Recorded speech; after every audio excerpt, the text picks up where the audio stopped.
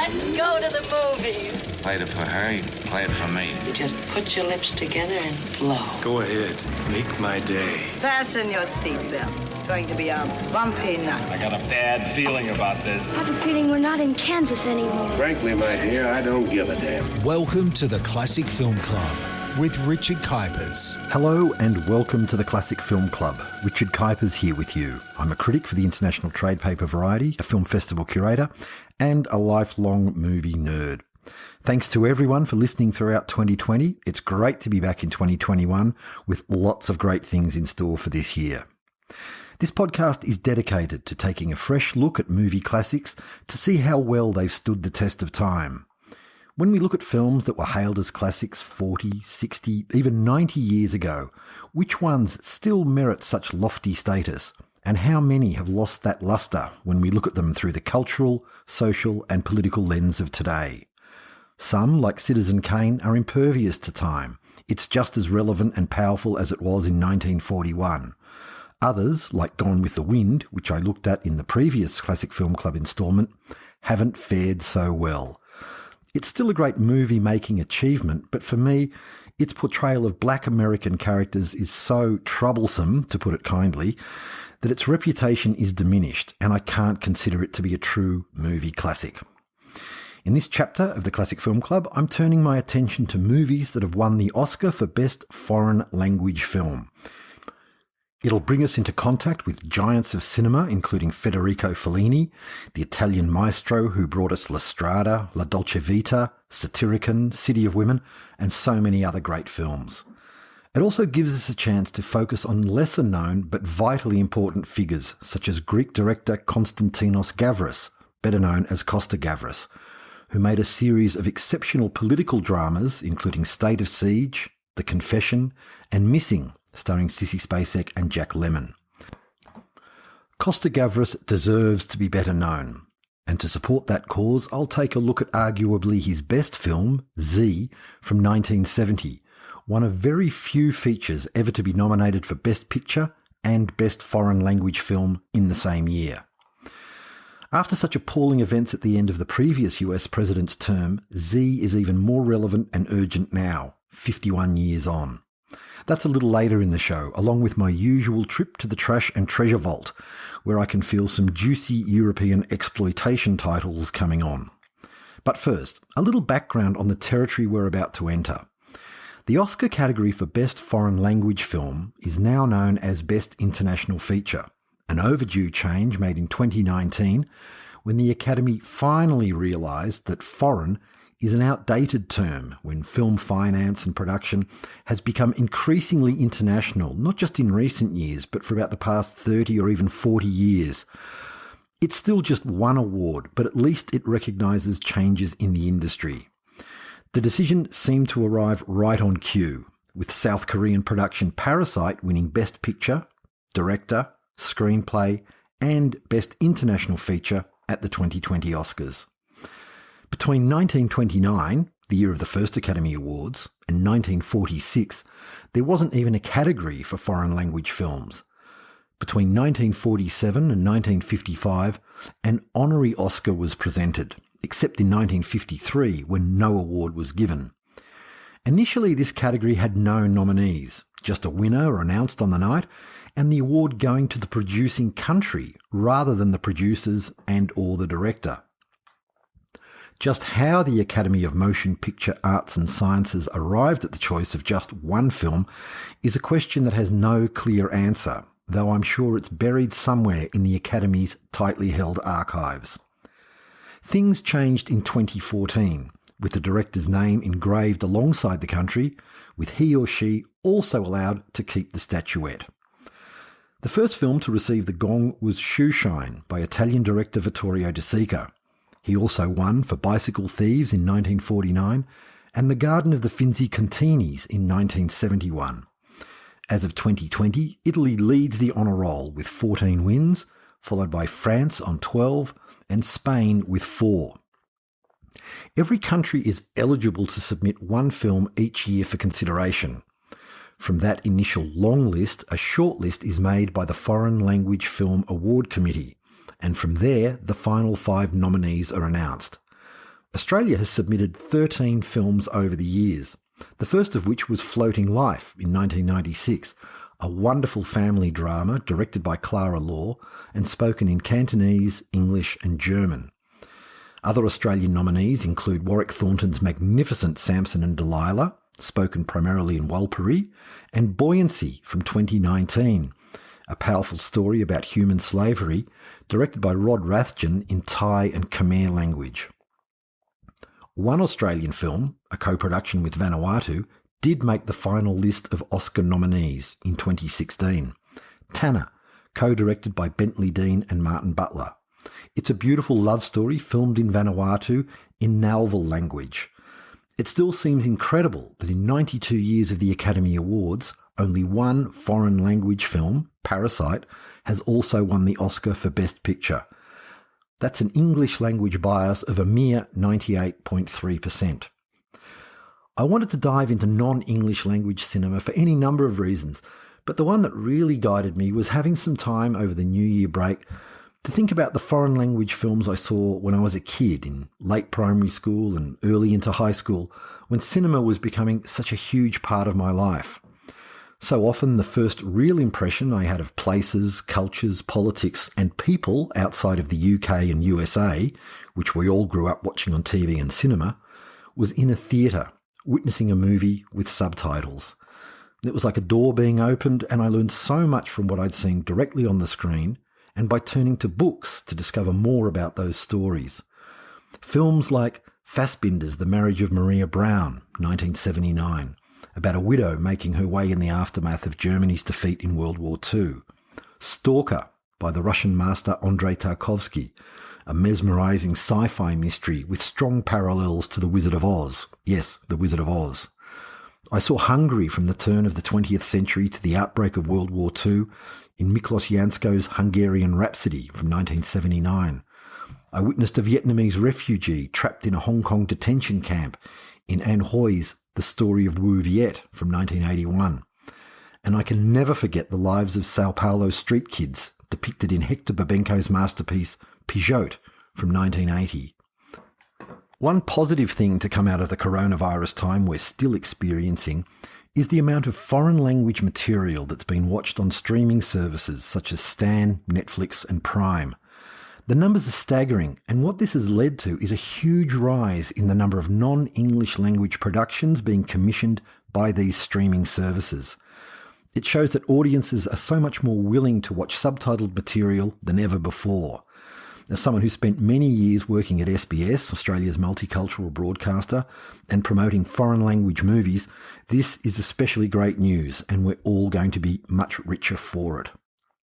So, let's get things going now with a trip back to Italy in 1963 and Federico Fellini's 8½. The title refers to the number of films Fellini had made up to that point. 6 features directed solo, including Oscar nominees La Strada, La Dolce Vita and E. Vitelloni. E. Vitelloni was made in 1953 and nominated in the 1958 Academy Awards. Such was the lag time from its Italian release to its American release. Imagine that now, a 5-year wait to play in overseas markets. Fellini also co-directed his first feature, Variety Lights, in 1950 with Alberto Lattuada, and he contributed to the omnibus films Love in the City and Boccaccio 70. Collectively, those ones add up to 2.5 films, making a total of 8.5 films by the time he embarked on this, the film I consider to be his masterpiece of masterpieces. Life imitates art, imitates life in 8½. The story centres on Guido, Marcello Mastroianni, a film director about to start shooting an ambitious science fiction movie. But as the script is being finalised and casting's underway, Guido loses his artistic inspiration and his personal life starts to fall apart. Suddenly, he's got no idea what he's doing or how he's supposed to do it. That's just the starting point for this mesmerising, semi-surreal journey into the mind of a troubled artist and the mechanics of filmmaking itself. The basic plot was drawn directly from Fellini's personal experience. In 1960, he developed an idea about a professional man of unspecified occupation who's lost his way and spends 2 weeks rediscovering himself. 2 years later, with 8.5 about to start shooting, Fellini had a major creative block and felt that he'd lost his film. He couldn't remember what was at the heart of his story. Calling together his crew and cast, Fellini was about to announce the abandonment of production when he was suddenly overcome by shame. In that exact moment, he found the inspiration that had previously deserted him. The professional man in his story would now be a film director, and his experiences and feelings would be based directly on what Fellini was going through at that moment in time. This may sound like an apocryphal tale, but throughout his career, Fellini often worked with unfinished scripts and worked out major plot points and themes as shooting progressed. I think there's every reason to believe this is exactly what happened in the case of 8.5, which began production under the working title of The Beautiful Confusion. And that is very apt. We first meet Guido in a traffic jam in a tunnel. It's one of those chaotic traffic jams that Italian cinema does so well. He's sitting in his car, trapped. Smoke is entering the car. The doors are locked, and he's frantically trying to escape. In the midst of this, we see images and freeze frames of vehicles and people surrounding him. There's a lecherous old man stroking the arm of a glamorous young woman. The arms of passengers in a crowded bus are flopping out of the windows. Their faces are staring at Guido. Suddenly, he escapes through the car's roof and floats above the traffic, out of the tunnel, up into the clouds, and suddenly he's above a beach, where his foot is connected to a rope held by a man below. He's like a kite, and with one pull of that rope, he plummets into the ocean below. Fantastic opening tells us so much about Guido. He's trapped and tormented by something while striving to float above it all and reach lofty heights. For the next 8.5 minutes, exactly 8.5 minutes, I know because I timed it, Guido wanders through a very strange landscape that resembles a health spa. A doctor talks about the benefits of holy water, while nuns and everyday people form long queues. The soundtrack plays The Ride of the Valkyries, that rousing piece of music by Wagner which was immortalised in Apocalypse Now. Finally, we get concrete information about our man. He is indeed a filmmaker and is under pressure from his producer. To help get over his creative block, Guido's hired a film critic, Dormier, Jean Rigoul, to bounce ideas off and get feedback. Some of Guido's ideas come from childhood memories, which play out in flashbacks that blend seamlessly into the present time sequences. Like thought bubbles that suddenly spring to life, we see Guido as a child, staying at his grandmother's house and getting in trouble at his Catholic school after dancing on a beach with a sex worker played by the totally amazing Edra Gale. An American singer who was performing in Rome when she was spotted by Fellini and cast in her first acting role. Gale has only a few minutes of screen time but makes such an impression you'll never forget her. And this was just about it for Edra Gale. She had tiny roles in Gidget Goes to Rome, The Graduate, and Alex and the Gypsy, but her star shines very, very brightly here. Back to Guido and his autobiographical ideas for his troublesome screenplay. Dormier, the script doctor, gives a withering response, telling Guido that his film has a lack of central issue and philosophical stance, and it amounts to a chain of gratuitous episodes. Guido's producer, Mario Cannocchia, also has his doubts and says, "What if it's the end of a bluffer who ran out of talent?" If Fellini didn't have such a grasp on his material, and without that surreal and sensational opening sequence that grounds the tale in an emotional reality, you might agree with Dormier and Cannocchia about the film itself. It deliberately flirts with pretension and self-indulgence, as Fellini did for much of his career. But instead, he turns these memories of his own childhood and his own fears of failure into the beginnings of a dazzling essay on the very nature of creativity and imagination. As we meet Guido, he's a celebrated artist, surrounded by people who hang on his every word and whose livelihoods depend on his creativity. But he's also like a lost child trying to find his way home. Marcello Mastroianni, without doubt Italy's biggest film star of all time, is masterful in the main role. Mastroianni shot to fame as disillusioned tabloid hack Marcello Rubini in Fellini's La Dolce Vita. He reunited with the master for City of Women in 1980 and Ginger and Fred in 1986, but this is his greatest role for Fellini or anyone else. In Mastroianni's hands, Guido is a complex character whose neuroses, obsessions, weaknesses and fears are utterly fascinating to watch. They're the triggers for him to drift into a world in which reality is constantly invaded by his fantasies, his dreams and his desires, as if he's hoping somehow they'll reignite his powers. This may involve a visit to a steam bath for an audience with an influential Catholic cardinal who tells him solemnly, outside the church, there is no redemption. Or it might mean he enters a fantasy realm in which all the women from his life appear in a large house that again resembles a kind of spa or a giant laundry.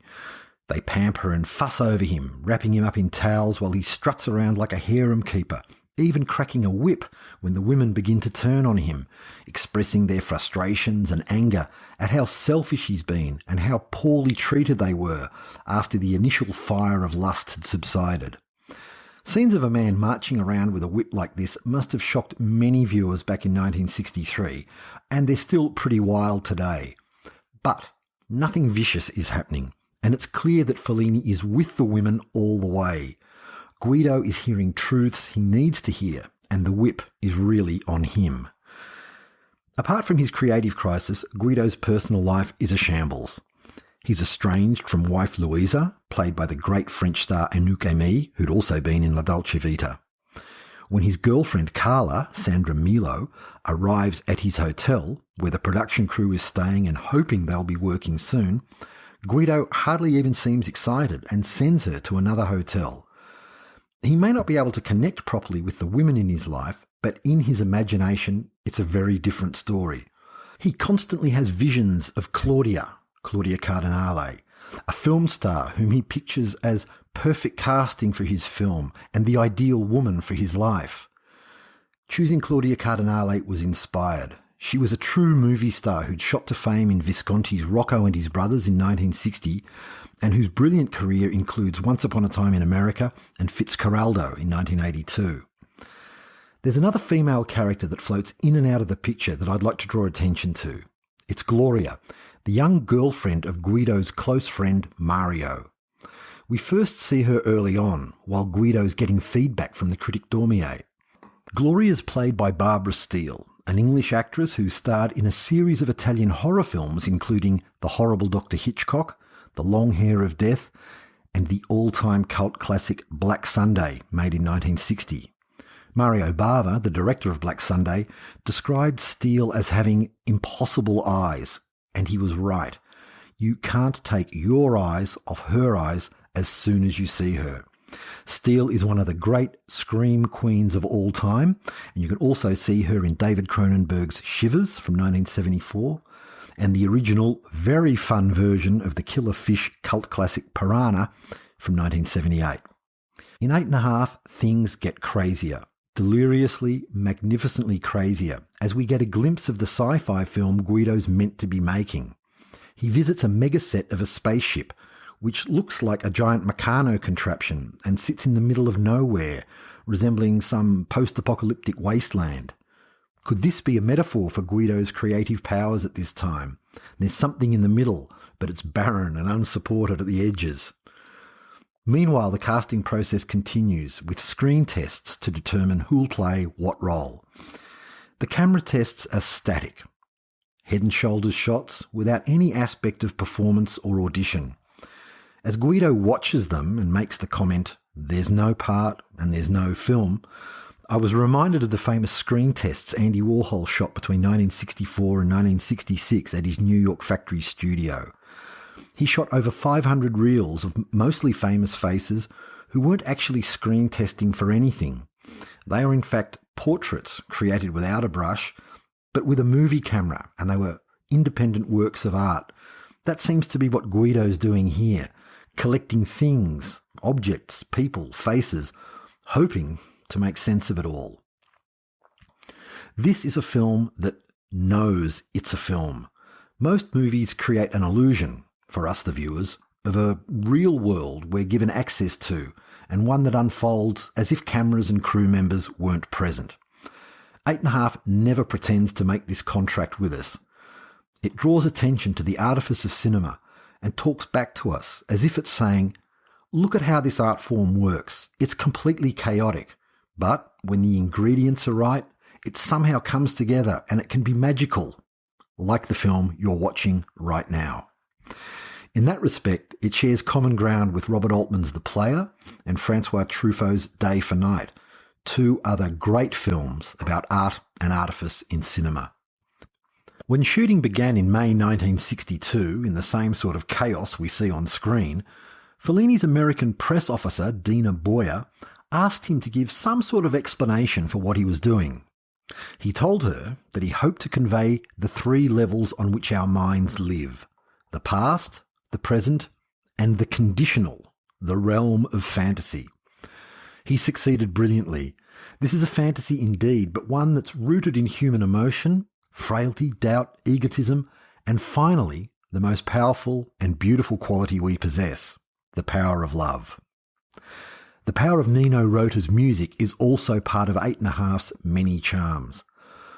Nino Rota was an amazingly prolific composer, conductor, and musician who provided the scores for over 170 productions, including The Godfather Part 2, for which he won an Oscar, and also about 1/3 of the films and shorts made by Fellini. The Rota-Fellini partnership is just as significant as Steven Spielberg and John Williams, or David Lynch and Angelo Badalamenti. Rota's music is one of the things that holds 8½ together, even when the plot, if we can use that term here, seems to be going way off the rails. Fellini loved the circus, and it's Rota's jaunty, flamboyant, circus-like rhythms that make 8½ bounce along so merrily. I discovered Nino Rota thanks to Fellini, and if you like the music you hear in this film, it might just lead you on some wonderful musical journeys of your own. At Fellini's funeral in 1993, his widow and lifelong artistic collaborator, Giulietta Messina, asked a trumpeter to play Rota's Improviso dell'Angelo. You can find a clip of this on YouTube, and it's truly spine-tingling stuff. 8½ received a rapturous response when first released, with Italian critic Giovanni Grazzini declaring this: "The beauty of the film lies in its confusion, a mixture of error and truth, reality and dream, stylistic and human values, and in the complete harmony between Fellini's cinematographic language and Guido's rambling imagination. There isn't a set, a character, or a situation that doesn't have a precise meaning on the great stage that is 8½. Not bad. One of the few detractors was legendary American critic Pauline Kael, who called it a structural disaster. 8½, won Oscars for Best Foreign Language Film and Best Production Design for a Black and White Film. Fellini was also nominated for Best Director. If you're new to Fellini, I recommend following up 8½, with La Strada, 1954, that's from his early period, starring Giulietta Messina and Anthony Quinn. From his middle era, Armourcord in 1973 is a beautiful film. And from his later phase, check out City of Women, 1980, also with Marcello Mastroianni, surrounded again by women. 8½, had a huge influence on cinema and filmmakers. Among the many films it inspired are Paul Mazursky's Alex in Wonderland from 1970, Woody Allen's Stardust Memories from 1980, and Peter Greenaway's 8½ Women from 1999. 8½ was also the basis for the 1982 Broadway musical 9, which ran for 729 performances and won 5 Tony Awards, including Best Musical.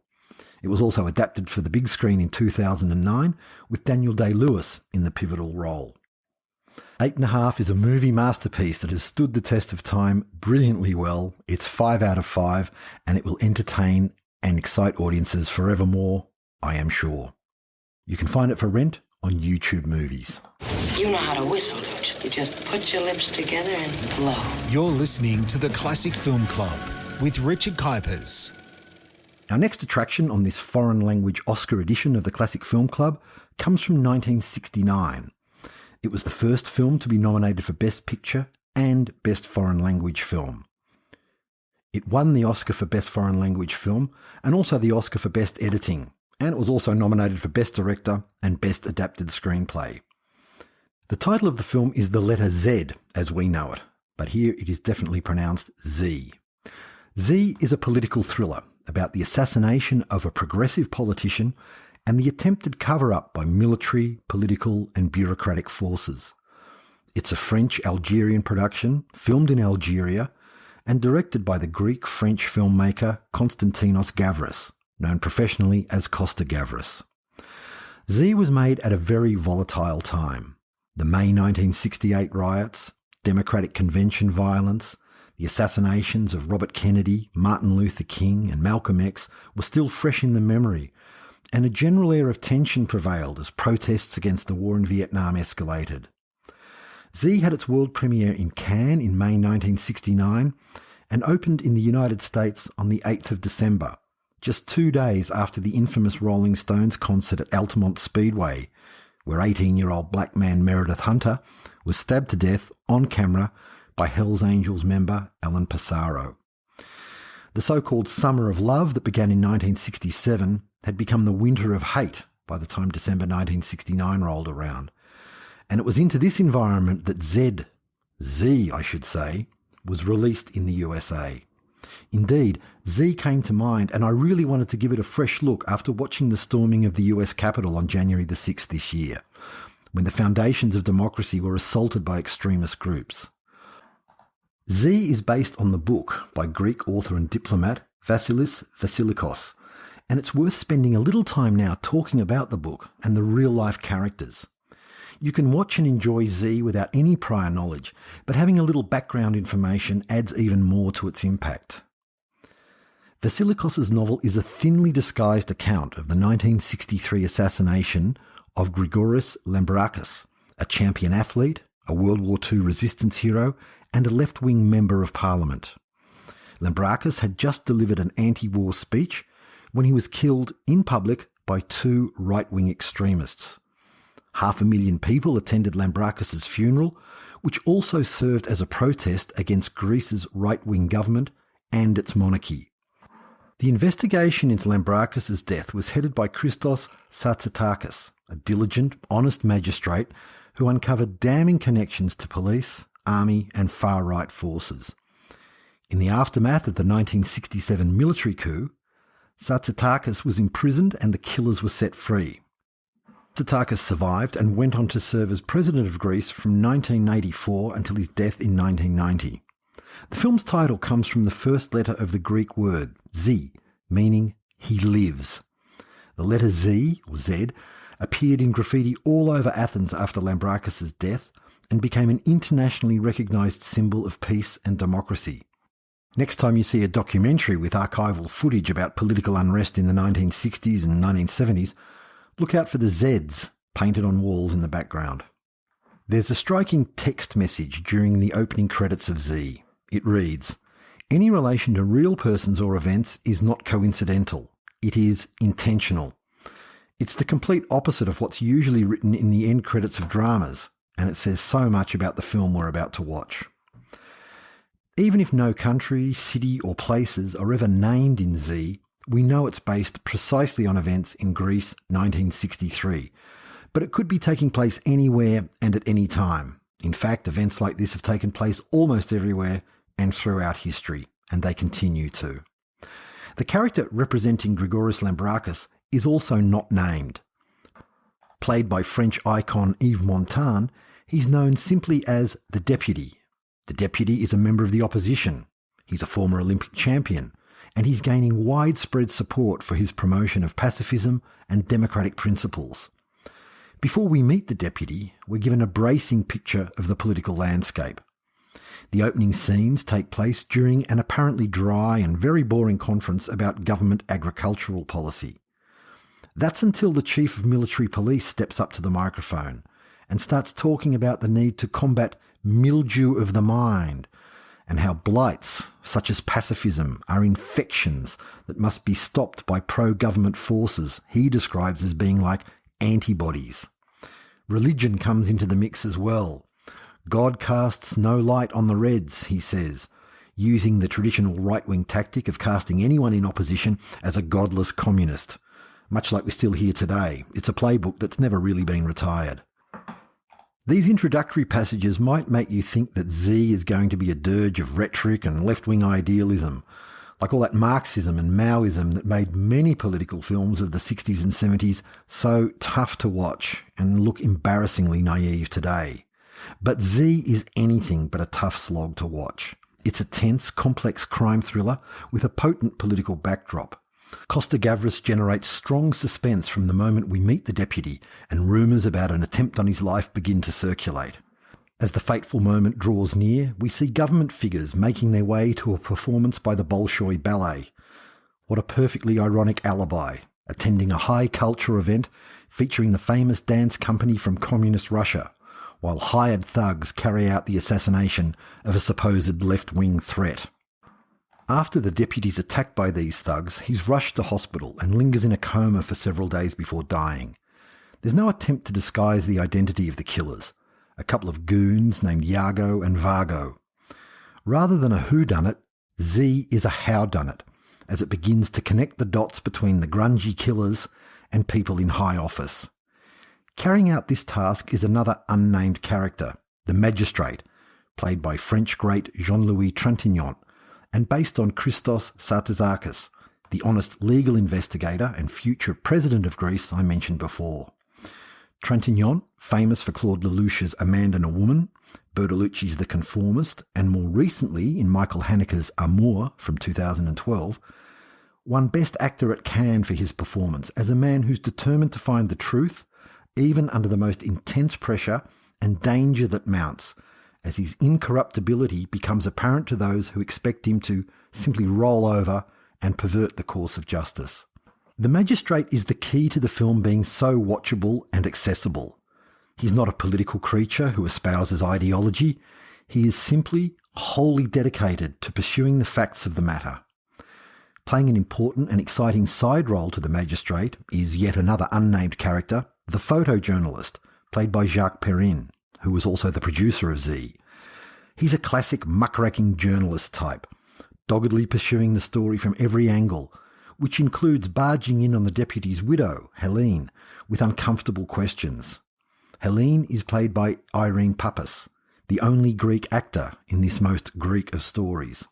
Like Yves Montand, Papas, who became an international star in Zorba the Greek and The Guns of Navarone, doesn't have much screen time, but makes a major impact as the wife of a man who was anything but a saint. Again, this is such a strong aspect of the drama. The deputy is a seriously flawed man, with personal failings alongside his political heroics. He's very human and not the kind of majestic political superhero he might have been in a lesser film. It's worth noting that Irene Papas was a member of the Greek Communist Party and fled to Italy after the 1967 coup. Z is a pacey, kinetic thriller that provides real insight into how authoritarian governments seize and maintain power. It also goes into almost documentary-like detail when depicting the strategies of individuals and groups that refuse to stay silent and live in fear. For all its excitement and intrigue, it's also a very sober film, never getting caught up in dreamy idealism about fairness, equity and social justice being magically restored simply by getting rid of an oppressive regime. The screenplay is so much smarter than that. Z was Costa-Gavras' third feature, following the mystery thriller The Sleeping Car Murders and World War II French resistance drama Shock Troops. Z reflects some aspects of his life. His father had fought Nazis in the Greek resistance before being labelled a communist and imprisoned. As a result, Costa-Gavras was denied educational opportunities at home and moved to France, where he studied at the famous IDHEC Film School and became an assistant to noted filmmakers including René Clair, René Clement, and Jacques Demy, the director of The Umbrellas of Cherbourg. Following Z, Costa-Gavras made a series of outstanding politically charged films, such as The Confession from 1970, starring Yves Montand as a character based on Czech politician Artur London. He made State of Siege in 1972, based on the 1970 kidnapping of US Embassy official Dan Mitrone in Uruguay. And his best-known film, Missing, in 1982, starring Jack Lemmon and Sissy Spacek, and based on the disappearance of American journalist Charlie Horman in Chile, 1973, following the overthrow of President Salvador Allende and the start of brutal military rule under General Augusto Pinochet. Lemon, Spacek and the film were nominated, and it won the Oscar for Best Adapted Screenplay. Costa-Gavras is 88 years old and still making movies, including The Axe from 2005, Capital in 2012, and Adults in the Room in 2019. Everything with his name on it is well worth watching. If you want to look at some more great political films from the same era as Z, I strongly recommend The Battle of Algiers, directed by Gillo Pontecorvo, and the extraordinary Bolivian feature Blood of the Condor from 1969. It's a great pity we don't see more political cinema these days. Maybe it's been displaced by political reality drama we see playing out live 24 hours a day on social media and other platforms. Our final stop on each meeting of the Classic Film Club is the Trash and Treasure department, where I seek out the best of offbeat, obscure and otherwise strange cinema for your discovery. We started off in Italy today with Fellini, and we're also going to finish in Italy with a visit to the wonderful world of giallo films. What are giallo films, I hear you say? Giallo is Italian for yellow, and it's applied broadly to Italian pulp crime films which reached their zenith in the 60s, 70s and 80s. The name originated from crime novels that were first issued by the giant Mondadori publishing house in 1929, all of which had yellow covers and were printed on appropriately cheap paper, often with yellow edges. The word has become so strongly associated with Italian crime films that you'll often read descriptions of crime flicks from other countries referred to as giallos if their stylistic approach is similar. And by that, I mean hard-boiled foundation of murder mystery with added ingredients including psychological thriller, psychological horror, and even sometimes supernatural horror and eroticism. If you're already a giallo fan, I salute you, and if not, there are some fabulous gems to seek out from the thousands that were made. The biggest name in giallo cinema is also one of the biggest names in Italian popular cinema over the past 50 years. Dario Argento is probably best known for his 1977 horror classic Suspiria, and that's probably thanks to Luca Guadagnino's recent remake with Tilda Swinton. Argento established his reputation with a great giallo called Bird with the Crystal Plumage in 1970. His other gialli include Tenebrae from 1982, Opera 1987, Sleepless from 2001, and his absolute masterpiece Deep Red, aka Profondo Rosso from 1975. British actor David Hemmings plays a jazz pianist who witnesses a murder and teams up with a sassy journalist played by Argento's then-wife and artistic collaborator Daria Nicolidi. Seek out Deep Red any way you can. It's Hitchcock standard and has a superb score by Argento's regular musical associates, the Italian rock band Goblin.